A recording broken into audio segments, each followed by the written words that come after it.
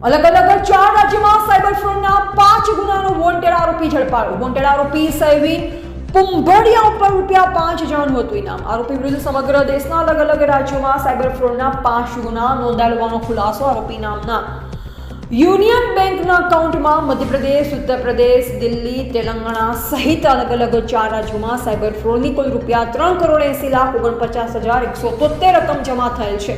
आरोपी अगाઉ 2024 में नवी दिल्ली खाते साइबर सेल में साइबर क्राइम गुना में पकड़ाया होवानी पुलिस तपास में खुलासो। भरत जरीवाला, सूरत। तारीख 27/12/2025 रोज रांदेर पोलीस स्टेशन की टीम द्वारा अडाजन बस डेपो में आवेल हकटाउन में एक कॉम्बिंग की कामगीरी करवामां आवेल, जेमां हकटाउन में आवेल तमाम पानना गल्ला तथा अन्य दुकानों चेक करवामां आवे।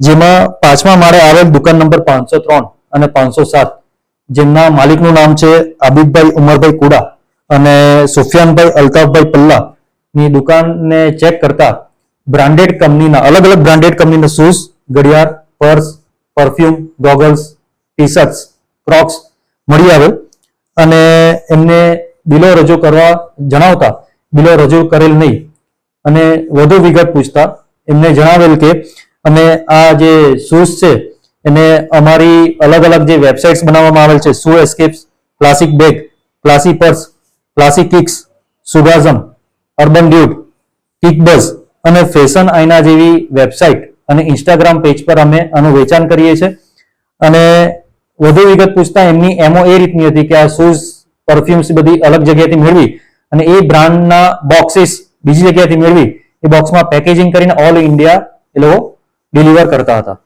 જેમાં મુદ્દામાલ કુલ 1,20,300 નો કબજે કરવામાં આવેલ છે અને આરોપી નામે આબિદભાઈ ઉમરભાઈ કુડા અને સુફિયાનભાઈ અલ્તાફભાઈ પલ્લાને કાયદેસરની કાર્યવાહી કરવામાં આવેલ છે।